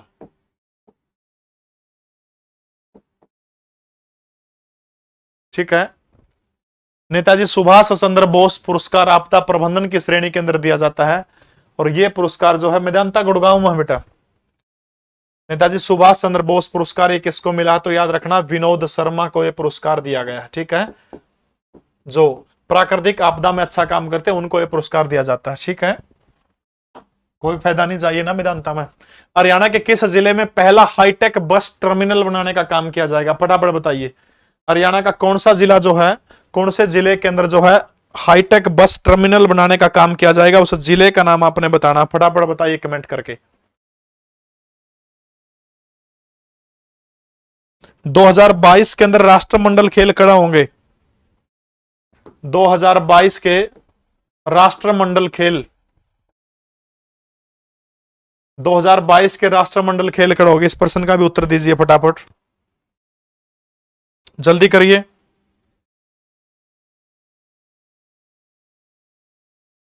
दो 2022 के राष्ट्रमंडल खेल बताओ शाबाश। बिल्कुल सही है, फरीदाबाद। फरीदाबाद के अंदर जो है पहला हाईटेक बस टर्मिनल जो है वो फरीदाबाद के अंदर। ठीक है। और 2022 के राष्ट्रमंडल खेल जो है वो कड़ा आयोजित करे जाओगे, तो वो आपने याद रखना है। 2022 के राष्ट्रमंडल खेल जो है बर्मिंघम इंग्लैंड के अंदर। ठीक है, बर्मिंघम इंग्लैंड के अंदर जो है 2022 के राष्ट्रमंडल खेल जो है वो कड़ा आयोजित करे जाओगे। तो बर्मिंघम इंग्लैंड के अंदर जो है 2022 के राष्ट्रमंडल खेलों का आयोजन किया जाएगा। हरियाणा के किस जिले के अंदर मिनी एयरपोर्ट बनाने का काम किया जाएगा, बताओ शाबाश। हरियाणा के कौन से जिले के अंदर जो है मिनी एयरपोर्ट बनाने का काम किया जाएगा? हरियाणा के कौन से जिले के अंदर मिनी एयरपोर्ट बनाने का काम किया जाएगा? चौटाला गांव से राम राम भाई, फटाफट बोलो, बस एक अर्जेंट मैसेज था, हो गया है, जल्दी देखो शाबाश। मिनी एयरपोर्ट बनाने का काम खड़ा किया जाएगा। हिसार हिसार हिसार गलत है। महेंद्रगढ़ के अंदर, हिसार के अंदर तो महाराजा अग्रसेन हवाई अड्डा बन रहा है जो इंटरनेशनल है। ठीक है, हिसार के अंदर तो महाराजा अग्रसेन हवाई अड्डा है। ठीक है, वो इंटरनेशनल हवाई अड्डा है, वो चीज आपने ध्यान रखनी है। तो मिनी एयरपोर्ट कड़ा बना जाएगा, वो महेंद्रगढ़ जिले के अंदर मिनी एयरपोर्ट बनाने का काम किया जाएगा। ठीक है। अच्छा, एक नेशनल करंट अफेयर है, राष्ट्रीय युवा मसौदा समिति, राष्ट्रीय युवा मसौदा योजना जो है, इस योजना को 2030 तक के लिए तैयार करने का काम मोदी सरकार के द्वारा किया गया है। तो युवा जो है, युवाओं को 5 चीजें देने का काम किया जाएगा, शिक्षा, स्वास्थ्य, रोजगार, खेल और फिटनेस। ठीक है, शिक्षा, स्वास्थ्य, रोजगार, खेल और फिटनेस, ये 5 चीजें देने का काम किया जाएगा। राष्ट्रीय युवा नीति जो है, राष्ट्रीय युवा नीति का मसौदा कब तक का तैयार किया गया? 2030 का। कितने बिंदुओं के ऊपर काम करेगी मोदी सरकार? 5 बिंदुओं के ऊपर काम करेगी, और वो 5 बिंदु बिल्कुल बैबलपुर की ज्योति वर्मा ने ब्राजील में बैडमिंटन में गोल्ड मेडल जीता है। बैबलपुर गांव जिला हिसार के अंदर पड़ता है। ठीक है, और लड़की का नाम है ज्योति वर्मा, लिख लो भाई, इसने बहुत कमेंट कर लिए, ज्योति वर्मा। ठीक है, ज्योति वर्मा जो है बैबलपुर हिसार की छोरी है, ब है बैलपुर। बैबलपुर जो है कृषि यंत्रों के लिए जाना जाता है, याद रखना। अपना हरियाणा के अंदर जो कृषि यंत्र बनाए जाओ बैबलपुर में बड़े लेवल के ऊपर बनाए जाओ। गाजर के लिए प्रसिद्ध है बैबलपुर गांव। ज्योति वर्मा जो है बैडमिंटन के लिए इसने क्या किया है, बैडमिंटन के लिए इसने गोल्ड जीतने का काम किया। ठीक है, तो 5 चीजों के ऊपर मोदी सरकार जो है काम करेगी। कौन सी है? शिक्षा, स्वास्थ्य, रोजगार, खेल और फिटनेस के ऊपर। ठीक है, अगला प्रश्न देखिए, हरियाणा के किस जिले के गांव बिहोली में महाभारत कालीन रेत और क्रिस्टल मिला है? हरियाणा का कौन सा जिला जिसके अंदर महाभारत कालीन रेत और क्रिस्टल मिला है? इस गांव के अंदर जो है कुंड बनाने का काम किया गया था, और वो कुंड कौन सा है? सूर्य तीर्थ या फिर सरस्वती सरोवर बनाने का काम इस गांव के अंदर किया गया था। और जो सरस्वती सरोवर जो है, जब सरस्वती सरोवर की खुदाई करने का काम किया गया, तब सरस्वती सरोवर की खुदाई के दौरान यहां से महाभारत काल का रेत और जो हिमालय जो है, हिमालय का जो रेत जो है, वो दोनों चीज यहां पर मिले हैं। ठीक है, और हिमालय का रेत जो है हरियाणा प्रदेश के अंदर ऐसे तो आया नहीं होगा, क्योंकि जो नदी जो है, नदी क्या करती है, जल के द्वारा जो है रेत बहा करके लाती है। उसी रेत के अंदर जो है हिमालय का वो आता है, इसलिए ऐसा माना जाता है कि एक प्राचीन नदी थी। उस नदी का नाम कौन सा है? उस नदी का नाम है सरस्वती नदी। ठीक है, और सरस्वती नदी के द्वारा वो रेत बहा कर लाया गया था। और जो बिहोली गांव जो है, बिहोली गांव कहां पड़ता है? तो हरियाणा के कौन से गांव के अंदर पड़ता है बिहोली गांव? कौन से जिले के अंदर पड़ता है? कुरुक्षेत्र जिले के अंदर। ठीक है, अगली महत्वपूर्ण चीज आपने याद रखनी है, इसका जो उद्घाटन किसने किया? सरस्वती जो बोर्ड जो है उसके उपाध्यक्ष कौन है? धूमन सिंह किरमच। धूमन सिंह किरमच। ठीक है, धूमन सिंह किरमच। हरियाणा का पहला अनाज अनुसंधान केंद्र कहां पर बनाया जाएगा? हरियाणा का पहला अनाज अनुसंधान केंद्र 2017 नहीं 2015 में हुई थी भाई। हरियाणा का पहला अनाज अनुसंधान केंद्र गोकुलपुरा, पानीपत, करनाल या फिर चरखी दादरी। तो हरियाणा प्रदेश का पहला शब्द जड़ा भी आ जाए वो करंट में पकड़ लिया करो उस चीज ने। तो हरियाणा प्रदेश का पहला अनाज अनुसंधान केंद्र गोकुलपुरा गांव के अंदर बनाया जाएगा। ठीक है, तो पहला जो अनाज अनुसंधान केंद्र जो है, ठीक है, तो पहला अनुसंधान केंद्र जो है, अनाज अनुसंधान केंद्र कड़ा बनाया जाएगा, गोकुलपुरा केंद्र बनाया जाएगा। कुरुक्षेत्र के अंदर हरियाणा प्रदेश की भारत की पहली शहद की मंडी स्थापित करने जा रही है हरियाणा सरकार। सोनीपत के अंदर हरियाणा सरकार मसाला मंडी बनाने का काम कर रही है। ठीक है, गन्नौर के अंदर एशिया की सबसे बड़ी मंडी हरियाणा सरकार बनाने का काम कर रही है। कवि दयाचंद माइना सम्मान 2021 किसे दिया गया है? फटाफट बताइए। शमशेर कौशल्या, सरुति रवि, मेहर सिंह या फिर राजेश चेतन? दादा दयाचंद माइना साल 1915 के अंदर रोहतक जिले का माइना गांव जो है, रोहतक जिले का माइना गांव के अंदर इनका जन्म हुआ था। नेताजी सुभाष चंद्र बोस के किस्से के लिए जो है ये स्पेशल तौर पर प्रसिद्ध हुए थे। इसके अलावा एक रागनी जिसको सुनकर के आप लोग और हम लोग बड़े हुए हैं, पानी आली पानी पैदे के कुएं का नीर से पड़ गया। या जो रागनी जो थी वास्तव में राजेंद्र सिंह खरकिया जो है, राजेंद्र सिंह खरकिया ने इस रागनी को गाने का काम किया था। अमिताभ बच्चन ने जब इस रागनी को सुना था तो ये रागनी दयाचंद माइना की लिखी हुई है। और जब अमिताभ बच्चन ने बंबई के अंदर इस रागनी को सुना था तब उन्होंने कहा था कि हरियाणा के अंदर ऐसे कलाकार हैं मिट्टी के गढ़वे के ऊपर गजब की अपनी शैली में गाने गाने का काम करते हैं। ठीक है, और ये जो दादा दयाचंद माइना पुरस्कार जो है, इसकी रचना जो है, इस पुरस्कार के बारे में जो मनोहर लाल खट्टर सरकार जो, इस खट्टर सरकार ने पिछली बार इसकी अनाउंसमेंट करी थी। और इसमें थोड़ी सी एक समस्या हो रही है कि सरकार ने कहा था 2 लाख रुपए इनाम देवांगे इसमें। ठीक है, लेकिन जो अब की बार शमशेर कौशल्या को यह पुरस्कार दिया गया है, तो शमशेर कौशल्या हरियाणा के महेंद्रगढ़ जिले से संबंध रखते हैं और इनको 2.5 लाख रुपए दिया गया है, जबकि सरकार ने 2 लाख रुपए की घोषणा करेगी थी। इस तक ढाई दिए है, बिरानी के चक्कर है। तो दयाचंद माइना रोहतक हरियाणा का क्या कहा जाता है? हरियाणा का जोन मिल्टन कहा जाता है, हरियाणा का आंसू कवि कहा जाता है इसको। ठीक है, दयाचंद माइना को। देसी भूख रेट जे भाई नाड़ वैद कर। हाल ही में किस पुरुष खिलाड़ी को ICC player of the month, wastage question था भाई, अंग्रेजों ने भारत कौन सी सदी में छोड़ा था? बताइए, बहुत आसान सा प्रश्न है। अंग्रेजों ने जब भारत छोड़ा था तो कौन सी सदी के अंदर छोड़ने का काम किया था? 18वीं सदी, 19वीं सदी, 20वीं सदी या फिर 21वीं सदी? भाई खामोशी तेरी समझन वाली कोई को नहीं। ये शायर मेरे द्वारा भेज दिया कर 90 500 9 61 500 पे। ये खामोशी वाले इस तरह के मेरे द्वारा भेज दिया कर, तेरा कोई कौन समझे तेरी खामोशी। तो छोरीन देख के किसी ने तो मैसेज भेजेगा, मलंग पाओगे रात ने धनुज ने 10 बजे चैट करोगे ना, आखिर में कभी लिखना क्या फायदा हो रहा है। मेरे द्वारा भेज दे 90 500 61 500 मैं देख लूंगा। बिल्कुल सही है। अंग्रेजों ने भारत 20वीं सदी के अंदर छोड़ा था, 19वीं सदी को नहीं, आप 20वीं सदी आओगे, पहली तक कोशिश कर दे जाइयो, ठीक है। पहली सदी से देखोगे तब बेरा पड़ जाएगा। तो 20वीं सदी जो है, अंग्रेजों ने भारत 20वीं सदी के अंदर छोड़ने का काम किया था। भारत की सबसे प्राचीन पर्वत श्रृंखला कौन सी है? हिमालय, अरावली, ये दोनों या फिर इनमें से कोई नहीं। भारत की सबसे प्राचीन श्रृंखला राजस्थान, हरियाणा, दिल्ली, गुजरात के अंदर फैली हुई है। राजस्थान, हरियाणा, दिल्ली, गुजरात के अंदर ये फैली हुई है अरावली पर्वत श्रेणी। और इसकी सबसे ऊंची चोटी का नाम क्या है? गुरु शिखर है, ठीक है, गुरु शिखर, गुरु शिखर। दूसरी महत्वपूर्ण बात आपने ये याद रखनी है, अरावली पर्वत श्रृंखला जो है भारत के राजस्थान राज्य को उत्तर से दक्षिण 2 भागों में बांटने का काम करती है। गुरु इसका सबसे जो है सबसे ऊंचा है, जो माउंट आबू के अंदर स्थित है। दूसरी महत्वपूर्ण चीज आपने ध्यान रखनी है, भारत का राष्ट्रपति भवन जो एक पहाड़ी के ऊपर बना हुआ, जिस पहाड़ी का नाम है रायसीना हिल। और एक प्रश्न पूछा गया था कि रायसीना हिल जो है वो किस पर्वत श्रेणी का हिस्सा है? तो रायसीना हिल जो है वो अरावली पर्वत श्रेणी का हिस्सा है। तो सबसे प्राचीन पर्वत श्रृंखला कौन सी? अरावली है। दक्षिण हरियाणा के अंदर इसका क्या विस्तार है? तोशाम की पहाड़ियां जो है, डाडम की पहाड़ियां जो है, खानक की पहाड़ी जो है, वो सारे के सारे अरावली पर्वत श्रेणी का हिस्सा है। हाल ही में किस टेनिस खिलाड़ी ने मियामी ओपन 2022 में पुरुष एकल का खिताब जीतने का काम किया है? तो किस टेनिस खिलाड़ी है मियामी ओपन 2022 के अंदर जो है एकल खिताब जिसने जीतने का काम किया है? देसी फुकरे, बिल्कुल सही है, कार्लोस अलकराज। कौन है? कार्लोस अलकराज जो है, इन्होंने मियामी ओपन 2022 के अंदर जो है पुरुष एकल का खिताब जीतने का काम किया है। पानीपत नगर 31 अक्टूबर 1989 तक हरियाणा के कौन से जिले के अंतर्गत था? वो जिला रेवाड़ी है, वो जिला अंबाड़ा है, या जिला हिसार है, या फिर वो जिला करनाल है? फटाफट बताने का काम करिए। फीफा विश्व कप 2022 कौन से देश के अंदर होगा? फीफा विश्व कप,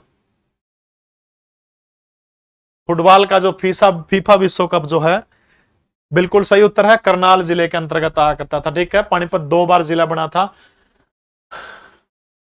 कड़ा होगा तो कतर के अंदर होगा, ठीक है, कड़ा होगा कतर के अंदर जो है फीफा विश्व कप 2022 कतर के अंदर होगा, ठीक है, याद हो जाएगा, कड़ा होगा कतर के अंदर होगा फीफा विश्व कप 2022। अच्छा, 33वें ग्रीष्मकालीन ओलंपिक खेल कड़ा होंगे? 33वें ग्रीष्मकालीन ओलंपिक खेल, 33वें ग्रीष्मकालीन ओलंपिक खेल जो है कड़ा आयोजित करे जाओगे? इसका चंदना तो कौन फिर है? 33वें ग्रीष्मकालीन ओलंपिक खेल, बिल्कुल सही उत्तर है, 2024 के अंदर कड़ा होंगे। पेरिस जो है, पेरिस के अंदर जो है 2024 के जो है ग्रीष्मकालीन ओलंपिक 33 में कड़ा होंगे, पेरिस के अंदर होंगे। रबी की फसल कौन से महीने के दौरान उगाई जाती है? रबी की फसल कौन से महीने के दौरान उगाई जाती है? मई से नवंबर के बीच में, फरवरी से जुलाई के बीच में, नवंबर से अप्रैल के बीच में, जुलाई से दिसंबर के बीच में। धरती पुत्रों बताइए शाबाश। रबी की फसल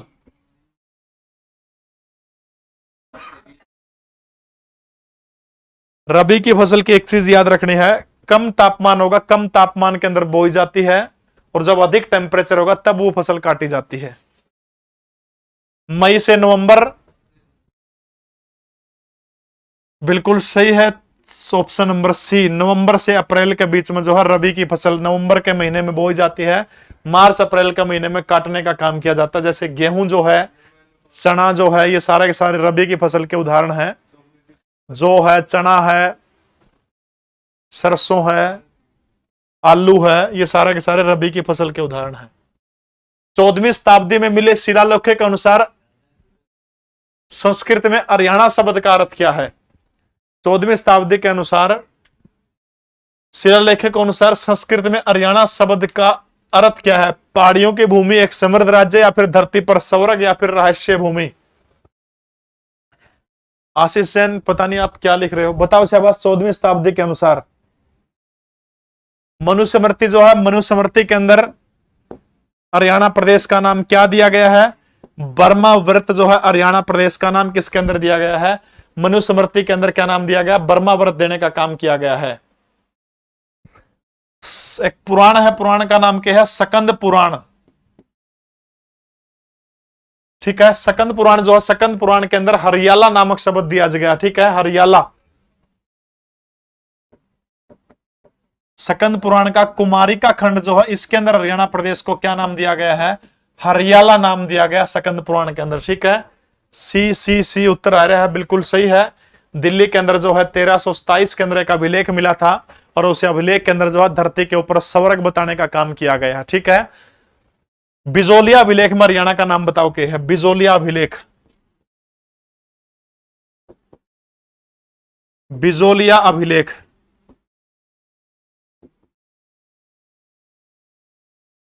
बिजोलिया अभिलेख, बिजोलिया अभिलेख। भाई सुनील कुमार, डेली क्लास हुआ 8 बजे, डेली 8 बजे से 9:30 तक। ठीक है, बिजोलिया अभिलेख के मुताबिक हरियाणा का क्या नाम दर्शाया गया था? हरितानक। बिजोलिया अभिलेख के तहत हरियाणा का क्या नाम बताया गया था? हरितानक बताने का काम किया गया था। अच्छा, हरि बाणक बताओ, हरि बाणक नाम किसमें दिया गया हरियाणा का? हरि बाणक, हरियाणा का हरि बाणक नाम किस किताब में दिया गया है? हरि बाणक नाम हरियाणा का कौन सी किताब के अंदर दिया गया है? किताब है धरणीधर की लिखोड़ी, और इसका नाम क्या है? अखंड प्रकाश। ले आओ थोड़े शब्द नहीं, अखंड प्रकाश। अखंड प्रकाश धरणीधर की किताब के अंदर हरियाणा का नाम क्या बताया गया है? हरित बाणक। क्या बताया गया? हरि बाणक। ठीक है, तो ये सारे के सारे नाम जो आपने याद रखने हैं, हो जाऊंगे याद। क्षेत्रफल की दृष्टि से भारत के सभी राज्यों में हरियाणा का स्थान कौन सा है? बताओ शाबाश। क्षेत्रफल की दृष्टि से भारत के सभी राज्यों में हरियाणा का स्थान कौन सा है? ये चीज आपने बतानी है। अभी 2-3 चीज आपने ध्यान रखनी है जब आप ये प्रश्न का उत्तर दो, तो इसके तहत 1-2 चीज ध्यान रख लियो। 20-20-20 कह रहे हैं, लेकिन जम्मू कश्मीर बनने के बाद में स्थान कौन सा हो गया? J&K बनने के बाद सारे 20-20 कह रहे हैं। जम्मू कश्मीर बनने के बाद, जम्मू कश्मीर बनने के बाद में 21वां स्थान है। ठीक है, पहले 20वां स्थान था, और जम्मू कश्मीर जो है, जम्मू कश्मीर को केंद्र शासित प्रदेश बना दिया गया, वो राज्य नहीं है, तो एक स्थान हो जाएगा। तो क्या हो जाएगा? 21वां स्थान हो जाएगा जम्मू कश्मीर बनने के बाद। ठीक है, हरियाणा कौशल विकास मिशन की स्थापना मई 2015 में किसके रूप में करने का काम किया गया था? देखो शाबाश भाई, सेशन को साथ साथ लाइक करते जा करो।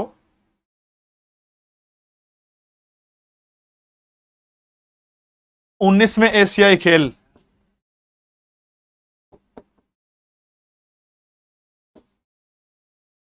19वें एशियाई खेल खड़ा होंगे हांगजू चीन के अंदर, इनका आयोजन करने का काम किया जाएगा। हांगजू चीन, बताओ शाबाश। तो किसके रूप में करी गई थी? तो याद रखना आपने, हरियाणा सरकार के द्वारा सोसाइटी के रूप में जो है हरियाणा कौशल विकास मिशन की स्थापना किसके रूप में करी गई थी? तो सोसाइटी है, सोसाइटी के रूप में जो है इसकी स्थापना करने का काम किया गया था। हरियाणा में वायु प्रदूषण का प्रमुख कारण क्या मानना है HSSC के अकॉर्डिंग? वस्त्र उद्योग, पशु ठूंठ जलाना, या फिर धूम्रपान? तो जो वायु प्रदूषण का एक ही कारण बताया गया, तो आपने याद रखना, जो पराली जलाने का काम किया जाता है उसको। ठीक है, लेकिन हरियाणा के अंदर पराली से बिजली बनाने का प्लांट जो है green energy plant, green energy plant जो है हरियाणा प्रदेश के अंदर जो है वो किस राज्य, किस जिले के अंदर लगा है? तो रेवाड़ी जिले के अंदर। हरियाणा का नहीं, भारत का पहला ग्रीन एनर्जी प्लांट जो है वो रेवाड़ी के अंदर लगाया गया है। ग्रीन एनर्जी प्लांट रेवाड़ी के अंदर, भारत का नहीं हरियाणा का पहला प्रदूषण रहित प्लांट है ये। ठीक है, ग्रीन एनर्जी प्लांट। अगला प्रश्न देखिए, कौन व्यक्ति हाल ही में भारत के नए विदेश सचिव नियुक्त किए गए हैं?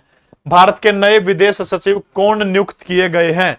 वो अलग है, जैसे कौशल रोजगार निगम जो है, वो निगम है, वो अलग है, सोसाइटी नहीं। कौशल विकास जो है, कौशल रोजगार निगम, शरणदीप कौर, जिसकी शरणदीप कौर बराड़ इसकी पहली क्या बनी थी? चेयरपर्सन बनी थी। ठीक है, बिल्कुल सही है। विनय मोहन कवात्रा, विनय मोहन कात्रा जो है वो भारत के नए विदेश सचिव नियुक्त किए गए हैं, IAS अधिकारी हैं, ठीक है। 39वें राष्ट्रीय खेलों का आयोजन भारत के कौन से राज्य के अंदर किया जाएगा? 39वें राष्ट्रीय खेलों का आयोजन, ठीक है। 39वें राष्ट्रीय खेलों का आयोजन भारत के मेघालय राज्य जो है, भारत के मेघालय के अंदर जो है 39वें राष्ट्रीय खेलों का आयोजन किया जाएगा। तो मेघालय के अंदर 39वें राष्ट्रीय खेलों का आयोजन करने का काम किया जाएगा। जीके परवीन उड़ान टेलीग्राम चैनल के ऊपर पूरी की पूरी PDF अपना मिल जाओगी। तड़का 10 जून न सुबह 9 बजे दिल्ली पुलिस का स्पेशल बैच शुरू होगा। अगर कोई इच्छुक हो दिल्ली पुलिस का स्पेशल बैच लेने के, जो बालक आपका आसपास नोन है, तो सिर्फ 299। जितने भी लाइव बैच किसी के लिए कंपेयर कर लियो उनसे 21 टीम पाओगे और 299 सबसे कम फीस है, सबसे कम फीस है, वो भी लाइव बैच की। तो किस क्रिकेट टीम में हाल ही में वुमेन वर्ल्ड कप 2022 का खिताब जीतने का काम किया है? England, Australia, New Zealand, Bharat. Australia ने किसको हरा करके जीता है? इंग्लैंड को हरा करके जीतने का काम किया, ठीक है। और ऑस्ट्रेलिया जो है 7वीं बार जो है वो चैंपियन बना है इसका, ठीक है। इंग्लैंड को हरा करके ऑस्ट्रेलिया ने इसको जीतने का काम किया है। 7वीं बार आपने याद रखना है चैंपियन बना है ऑस्ट्रेलिया। कौन सी बार बना? 7वीं बार बना है चैंपियन, ठीक है। विभाजन के पश्चात पंजाब का पूर्वी न्यायालय कहां पर स्थापित कर दिया गया था? भाई हरियाणा का CT बैच जो है, प्रैक्टिस बैच, जो आज मैंने क्लास ली है 9-14 मास्टर लाइव आपके क्लास लेंगे। हरियाणा CT का स्पेशल बैच है, प्रैक्टिस बैच के नाम से आपने मिलेगा। उसकी फीस भी अभी तक 199 रुपए रखी है, ठीक है। वो भी आप ले इसको, दोनों बैच इंपोर्टेंट है। तो अब विभाजन के पश्चात पंजाब का पूर्वी न्यायालय कड़ा स्थापित कर दिया गया था, तो वो शिमला के अंदर स्थापित करने का काम कर दिया गया था, ठीक है।